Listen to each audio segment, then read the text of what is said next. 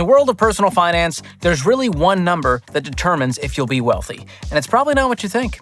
It's your sleep number. No, I'm kidding, it's not that. But in today's video, I'll tell you what the number really is so you know exactly what to focus on to build lasting wealth. But before we jump in, go ahead and hit those like and subscribe buttons so I can get my subscriber count to be at least higher than my sleep number, which is 500,000. Your boy likes it firm. I don't sleep like a rock, I sleep on a rock. Stronger than I think, and yet still weak. This is kind of a muscle, right? Right here? I guess so. Okay, so what is the one number that determines if you'll be wealthy? Some people might think it's your credit score, but there's not a direct correlation between a high credit score and high net worth. I could hand you $1 million right now, and it would not impact your credit score one bit. Could you try? So that's not it. You might think I'm going to tell you it's your net worth. After all, that is the most accurate measure of wealth, but that's just where you're at right now. It doesn't tell you where you're going. So that's not it either. If you've been watching this channel for a while, you know I'm no fan of debt. So you might assume the one number that determines if you'll be wealthy is your debt level. If you're in a whole bunch of debt, you're probably not going to be wealthy. But here's the thing, debt definitely robs you of your ability to build wealth, but most people can get out of debt within about 2 years if they follow the plan that I teach on this channel. So that's not it either. Okay, what about income? That's definitely a factor. After all, your income is your greatest wealth-building tool. But that's not it either, because a high income doesn't guarantee you'll be wealthy in the long run. You've still got to be doing the right things with your money. And we know even high earners can end up broke. In fact, nearly half of U.S. consumers earning $100,000 or more are still living paycheck to paycheck. So if it's not your credit score, your net worth, your debt levels, or your income, what is this magic number that determines if you'll be wealthy? Your IQ, your Enneagram, your blood alcohol content? Definitely not that one. The answer is your financial margin, aka the amount of money between your income and your expenses. You gotta mind the gap. That's where the wealth is. Financial margin is breathing room in your bank account and in your life. It's your cash cushion, your pocket space, your budget buffer, or as I like to call it, your prosperity pad, which coincidentally is what Joel Osteen calls his house. Joel, if you're watching, no hard feelings, and if you are watching, why? Why? But listen, this is about way more than just building wealth. Financial margin is knowing your card's not going to get declined at the grocery store. It's knowing you can cover the car repair without going into debt for it. It's seeing a financial need among your friends and family, and instead of just offering thoughts and prayers, you're also able to drop an envelope of cash at their door. It's moving beyond just living paycheck to paycheck, because when you've got margin, you're not just getting by anymore, you're getting ahead. And it really is the single greatest indicator for wealth building potential. Let me show you what I mean. Let's say there are two guys. We'll call them guy number 1 and Steve. Both are 30 years old and they're just getting started investing for retirement. They're starting from scratch. Guy number 1 has a sweet job at a tech company where he makes $100,000 and somehow manages to conceal the fact that he has no idea what he's doing by continually suggesting to circle back. What's going on there? He's got a lot of money coming in, but he's also saddled with debt and a pretty fancy lifestyle. So a hefty portion of his paycheck goes towards student loans, credit card bills, and his Cybertruck payment. Guy number 1 is also a bit careless with his spending and has a costly penchant for lobster tail. So even though he has a high income, he doesn't really have much to work with here, and he feels like he's living paycheck to paycheck. And because he doesn't have much margin, he's only able to invest 3% of his 6-figure salary into his retirement account. So let's head to the Ramsey investment calculator to see how this plays out if he keeps this lifestyle up. So his current age is 30, and let's say he's going to retire at 65. And he starts with $0 in retirement, and he contributes $3,000 a year, which is $250 a month, 3% of $100,000. So we're going to do $250 here for the monthly contribution. Annual return, let's say 10%. That's what we're seeing in the S&P 500 over the last 30 years, and I'm being generous here because it's more like 11 or 12.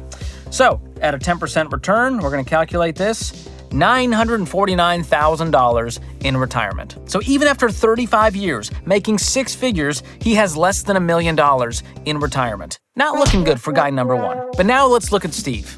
Steve works in the HR department for a rainforest-themed restaurant chain that shall remain unnamed for legal purposes, and he makes $60,000 a year, which is 40% less than guy number 1. But Steve has an advantage here. He has no consumer debt, and he lives on less than he makes, which means Steve has margin.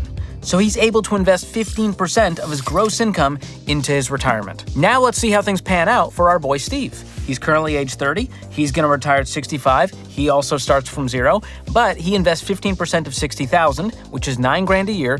Divided by 12, that's $750 a month. So let's see what that comes out to with that same 10% return. $2.85 million.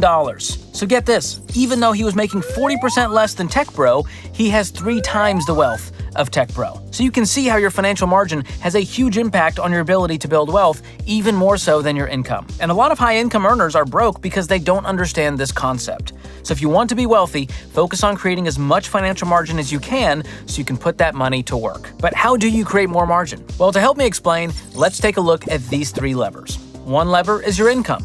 One is your expenses. And the other lever opens the trapdoor leading to a pool of sharks with laser beams. For the sake of simplicity, let's go ahead and get rid of that one. So we have 2 levers that affect your finances, income and expenses. And if you want to get more financial margin, you can crank the income lever up or you can crank the expenses lever down. It's that simple. Margin is created when you spend less and when you make more. And if you can do both at the same time, even better. Now, I know that's easier said than done. Things are expensive and you can't just snap your fingers and get a pay raise. So I want to give you some practical ways you can do this. First, let's take a look at some things you can do to cut back on spending.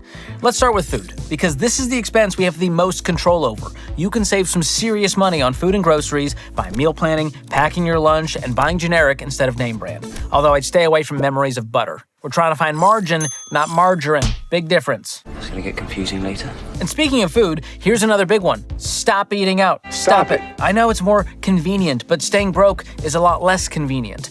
And here's the stats. Restaurants have a markup of 300% on average to cover all of their costs. And these delivery apps, they mark up the restaurant's markup even more. So you're getting even more screwed when you use those apps. And I dare you, go add up how much you've spent on restaurants and food delivery in the last 30 days. If Larry at the Bojangles drive-thru knows your favorite season of Gilmore Girls, you have a problem. And if your favorite season is 7, get out of here. Leave my unsubscribe if your favorite season is 7. You had so many to choose from. If you said 1, 2, 3, 4, 5, I get it. 7? Get a clue. Boy with the poodles already. Moving on. Another area you can easily cut down on is insurance premiums. It's a good idea to reshop with an independent broker once a year to make sure you're getting the best coverage at the best price. That can free up a whole lot of money. And if you want to learn more about that, I've got a free coverage checkup tool you can use in the description below. You could also cancel subscriptions and memberships that you're not using. And be honest with yourself here, all right? If you haven't set foot in that purple and yellow judgment-free zone in over a year, it's probably not going to happen anytime soon. I'm going to judge you for continuing to pay for that. And side note here, this channel is a free judgment zone. I'm free to judge anytime I want. I'm like the opposite of a Planet Fitness. You have such a way with words. And while we're talking about ways to save money, let's circle back to where you've been saving your money. If you're saving up cash for a used Cybertruck from Tech Bro or building up your fully funded emergency fund, that money may as well be earning more money for you. And for that, I recommend a high-yield savings account like the one offered by Laurel Road, one of the sponsors of today's video. Right now, your account balance earns top-tier APY. And that's something you're not going to get from most regular old savings accounts. Plus, there's no minimum balance required to open an account, your deposits are FDIC insured, and there's no hidden fees. Learn more by going to laurelroad.com/George or click the link in the description. And before we hit more ways to find margin, let's talk about a way to keep spammers and scammers from finding your personal info on these shady people search websites. And that's by using Delete Me, another sponsor of today's video. Delete Me finds and removes your info from hundreds of data broker sites, and they send you a report showing you exactly where they found and removed your data and how much time they've saved you. And right now, they've saved me 77 hours of time it would have taken to do that myself, which is more time I can spend hanging out with my buddies, guy number 1 and Steve. So help protect yourself from the risks of online scams and data breaches with Delete Me. Right now, as a George Kamel fan, you'll get 20% off by going to joindeleteme.com/George or use the link in the description below. Okay, now that we've gone over some ways to spend less, let's talk about some ways you can create more margin by making some extra cash. If you've got a driver's license and a reliable car, you can deliver food, groceries, packages, and even people in exchange for money. I'm talking about Uber, okay? You ever heard of it? Get another clue. Why is he so angry? And I've actually done a lot of these side hustles, and trust me, people will pay a pretty penny for you to drive them to a Kenny G concert or bring them a big Cheez-It Crunchwrap Supreme at 1 a.m. So use delivery apps to make money instead of using them to spend money. Apps like Amazon Flex, Uber, Lyft, Uber Eats, DoorDash, Grubhub, Shipt, Instacart, or whatever's popular by the time you see this video. And one good thing about doing this is you typically get to choose when you work and how much you work. So it makes a great side hustle outside of your full-time job. And you can make anywhere from $15 to $30 or more, depending on your location and peak hours. Another way to make some extra dough is by doing freelancing or consulting. If you've got skills in graphic design, writing and editing, coding and IT, marketing and SEO, photography, virtual assisting, bookkeeping, pretty much anything, you can make some really good money doing this for other people on the side. Some other ideas for getting your income up: tutoring, cleaning houses, babysitting, pet sitting, dog walking, and even car detailing. These are great options that most people would be able to do without having to learn a ton of new skills or spend a bunch of money. You'll notice a theme here. A lot of these involve cleaning up other people's crap, sometimes literally. Dirty jobs, hit me up. Mike Rowe. Can't script that kind of bullcrap, brother. Bottom line here, the greatest indicator you'll be wealthy is not your credit score, your debt levels, or even your income. It's the margin you create. And there's plenty of things you can do to get that number up. I've shared a few with you today, but if you want even more, I created a free PDF to give you tons of ideas to spend less and make more. And if you want to go download it, it's completely free. Just use the link in the description below. You're welcome. No one says thank you anymore. And if you want to know that you're on track to build wealth, keep watching this next video to see how much you should have in your 401k by age, or click the link in the description to check it out. Thanks for watching. We'll see you next time.